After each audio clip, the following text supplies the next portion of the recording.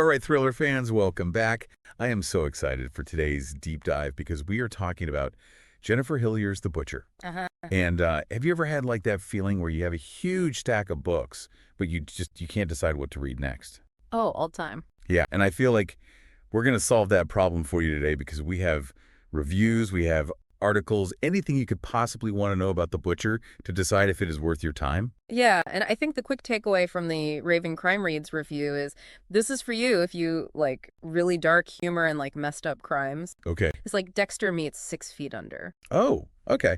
I'm intrigued already. So we're dealing with a retired Seattle police chief. His name is Edward Shank, and he's famous because he caught this guy called the Beacon Hill Butcher. But decades later, his grandson uncovers this horrible family secret. Okay, secrets, a famous cop. I'm listening, but I have to ask, because that Raven Crime Reads review said that we know who the killer is right away. Does it even feel suspenseful? That's the beauty of how Jennifer Hillier writes this. She calls it a reverse whodunit. Reverse whodunit. So you're not trying to figure out who it is. You're trying to figure out how and if they're going to get caught. Oh. And a lot of the suspense comes from the characters grappling with this truth, especially because the killer is still out there, and they're very good at hiding in plain sight. Oh. So Hillier takes you inside the mind of a killer and like their justifications for why they're doing what they're doing Wow. and their complete lack of remorse. It's disturbing, but it's also super compelling. It's giving me like Dexter vibes, that whole like morally gray area. Totally. Yeah. But I have to ask, because some of these reviews mention like graphic violence, disturbing themes. One reviewer even said that The Butcher was crass and that there were grotesque thoughts that kept enduring. Yeah. Is it like a lot to handle? Do I need a palate cleanser after this? It definitely goes there. She does not shy away from the dark stuff, Okay. but she balances it with this like black comedic tone. Like she's winking at you almost. Well. Like, do you see how messed up this is? And so not everyone loves that. Some find it really off-putting, but others, like in the Raven Crime Reads review, they said it was actually refreshing. So it's like, if you like dark humor and thrillers, this might be the book for you. Totally. I'm thinking like Corinne Slaughter's Pretty Girls. Does that really well? Are there any other books that are comparable to this one? Yeah, reviewers have actually compared The Butcher to Pretty Girls and also to Notes on an Execution by Corinne Slaughter. Oh, okay. And they all feature these like really complex characters dealing with the aftermath of violence, and they really get into the criminal mind. Oh, wow. But what's unique about The Butcher is the structure, that reverse whodunit, and just Hillier's voice. It's very distinct. She's not afraid to push boundaries. It's like she blends horror and humor in a way that just makes it a really unforgettable experience. So not for the casual reader. Yeah. I'm getting the sense that like, If you like light and fluffy, no. this is dark and twisted and it's going to stay with you. But what about the writing itself? Is it well written? Because sometimes you read a thriller and it's so bogged down by like clunky descriptions or dialogue that feels forced. Is it good writing? From what we've got from the reviews, it seems like she's a pro. Like, people consistently praise her pacing, the way she describes things, and the way she creates this really creepy atmosphere. And one Goodreads reviewer even said that the book focuses on a conscienceless sociopath who is intent on his murder spree, all while continuing to hide his true nature and stay one step ahead of authorities. So it sounds pretty gripping. It really does. And the way that she uses Seattle as the backdrop, I think, adds to that creepy atmosphere. You've got Pike Place Market, you've got the Space Needle, but then also these kind of like shadowy corners and quiet neighborhoods. Ooh, yeah. I love when authors can do that, like make the setting come alive. Yeah. But going back to the characters for a second, because I know we've got Edward the haunted cop, we've got Matt, his grandson, who stumbles upon the truth.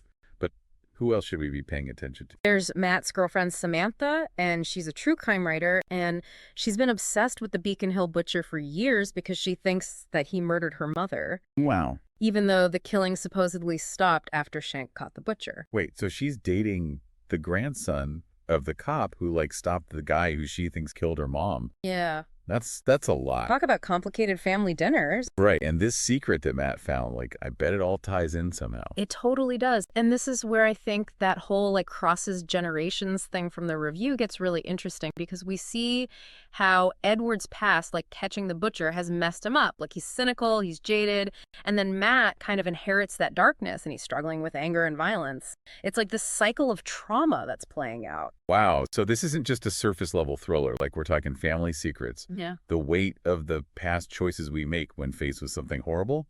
Mhm. This crosses generations. idea like really adds a layer to this book. It makes you think about how the past can haunt the present, even if we try to bury it. Right. And then there's Samantha, who's trying to break free from this cycle of violence by finding the truth. Oh my gosh. Okay, so you've convinced me this book is going on my to-read list.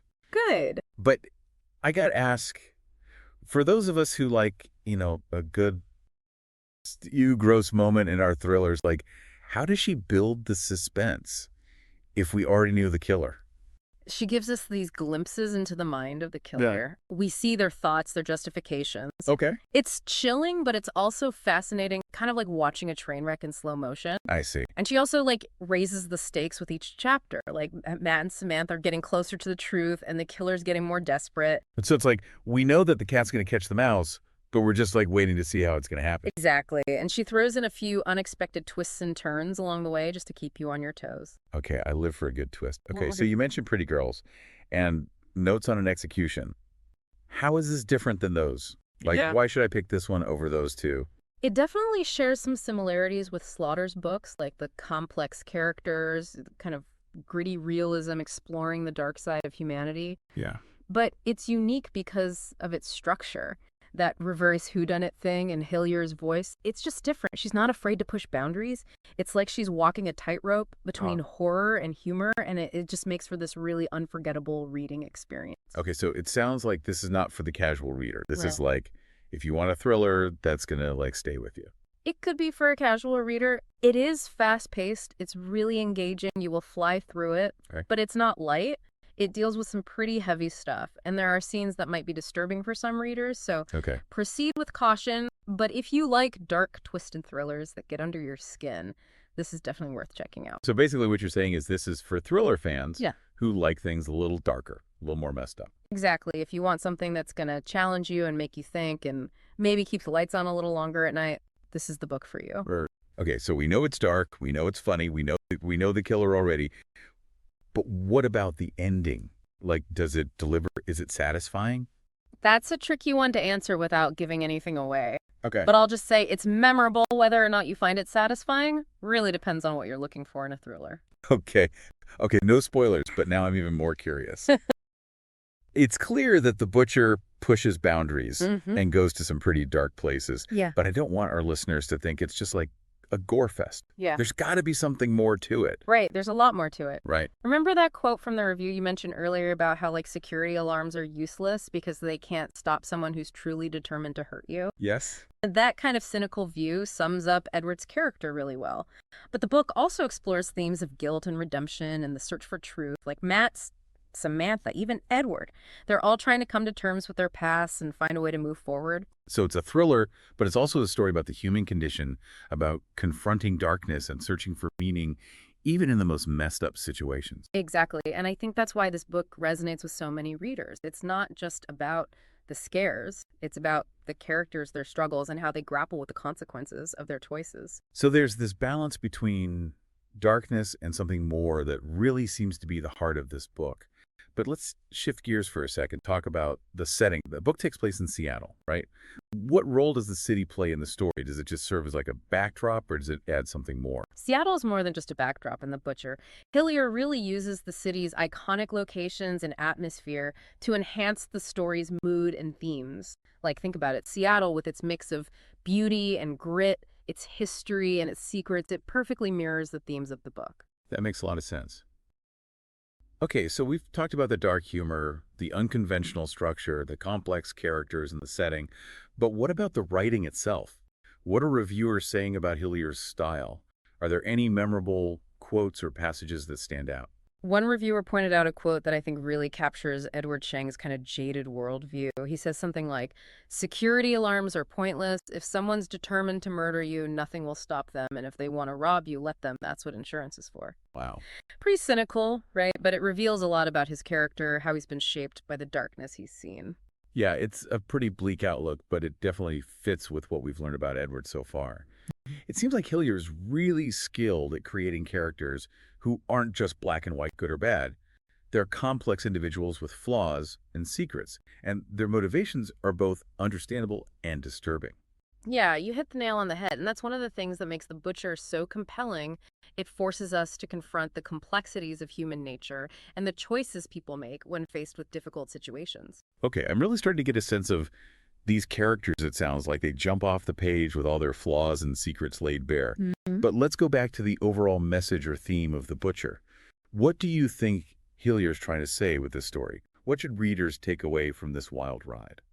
I think there are multiple layers to the book's message. On one level, it's a cautionary tale about the dangers of keeping secrets. We see how burying the truth can have devastating consequences down the line, how it can ripple through generations. So it's like the saying, the truth will out. Exactly. And the book also explores themes of guilt redemption and the never ending search for truth, like Matt, Samantha, and even Edward are all wrestling with their pasts, trying to find a way to move forward to break free from the chains of their history.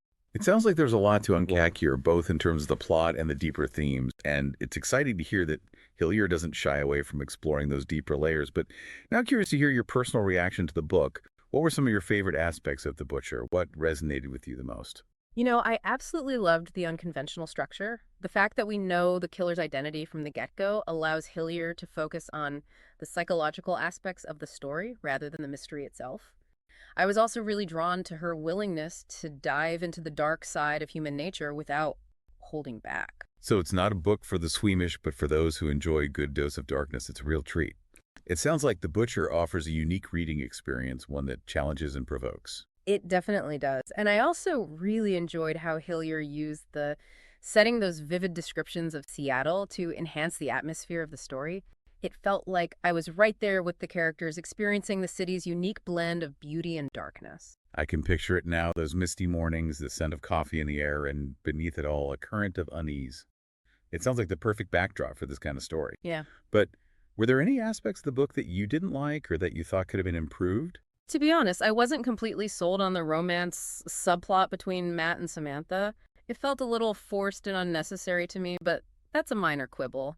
The overall story, the characters, the atmosphere, they were all so compelling that it didn't detract from my enjoyment. Okay, fair enough. Romance subplots can be hit or miss sometimes. It's great to hear that the strengths of The Butcher far outweigh any minor weaknesses. Absolutely. This book really got under my skin. It's a powerful and thought-provoking thriller that will stay with you long after you finish the last page. All right, I'm convinced The Butcher is officially at the top of my to-read list. Before we wrap up, is there anything else you want to add, any final thoughts or observations to leave our listeners with? If you're looking for a thriller that's more than just a whodunit, a story that explores the dark corners of human nature and the enduring power of secrets, then The Butcher is definitely worth your time. Just be prepared for a few gross moments along the way. Perfectly put. Well, I think it's time to wrap up this deep dive into The Butcher. Thanks for joining me today. It's been a pleasure dissecting this twisted and thrilling book with you. And for our listeners, if you're intrigued by what you've heard today, be sure to check out The Butcher by Jennifer Hillier. You won't be disappointed. I certainly wasn't. All right, thriller fans, until next time, happy reading, and maybe keep the lights on while you're at it. It's fascinating how The Butcher plays with your expectations of like who are the good guys and who are the bad guys. Oh, I like where you're going with this. Well, like at first glance, Edward Shank, the cop who caught the serial killer, seems like the hero. Right. But as the story unfolds, you start to see his flaws, you see his darkness, Yeah. all the secrets that he's carrying. And then you've got his grandson, Matt, this up-and-coming chef, Hmm. but with this like hidden rage simmering beneath the surface. Not exactly your typical good guy material. Exactly. And then there's Samantha, driven by this thirst for justice, but also blinded by her own trauma. So, like, none of them are purely good or evil. They're all complex. They're all wrestling with their own demons. It's almost like Hillier saying there's a little bit of the butcher in all of us. Yeah, Like we all have that potential for darkness, even those we see as heroes. that's a really insightful point. And I think that's what makes The Butcher so unsettling. It forces you to confront that darkness within yourself Yeah, and ask, like, what am I capable of? that's some heavy stuff, but that's what makes for a great thriller, right? Totally. Makes you think, makes you question. Maybe look over your shoulder a little more often. Absolutely. Speaking of looking over your shoulder, did you catch any of the foreshadowing that Hillier uses? Oh. There are all these subtle hints and clues throughout the story that point to the killer's true identity and like all the shocking twists and turns. Okay, confession time.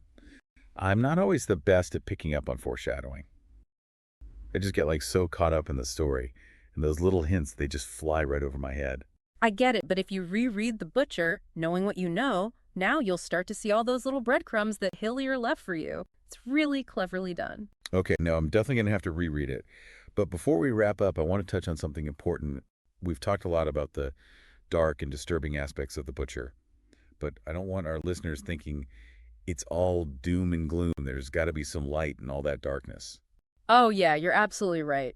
Despite all the darkness, there are definitely moments of hope and redemption. Okay, good. Tell me more about that, because I need a little bit of hope after all this talk of murder and mayhem.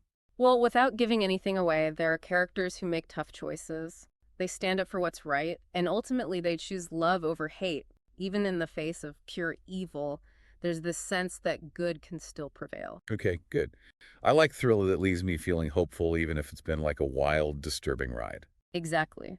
The Butcher delivers both the thrills and the emotional depth that leaves you with a lot to think about long after you've finished reading. So for anyone on the fence about reading The Butcher, what's your final pitch? Why should they give it a try? If you want a thriller that will challenge you and make you think and stay with you long after you've closed the book, then The Butcher is absolutely worth your time. Just be prepared for a few gross moments along the way. Perfectly put. Well, that wraps up our deep dive into The Butcher by Jennifer Hillier. Thanks for joining us today. It's been a blast dissecting this twisted and thrilling book with you. It's been fun. And for our listeners, if you're intrigued by what you heard, be sure to check out The Butcher. You won't regret it, but maybe keep the lights on while you read. Till next time, happy reading.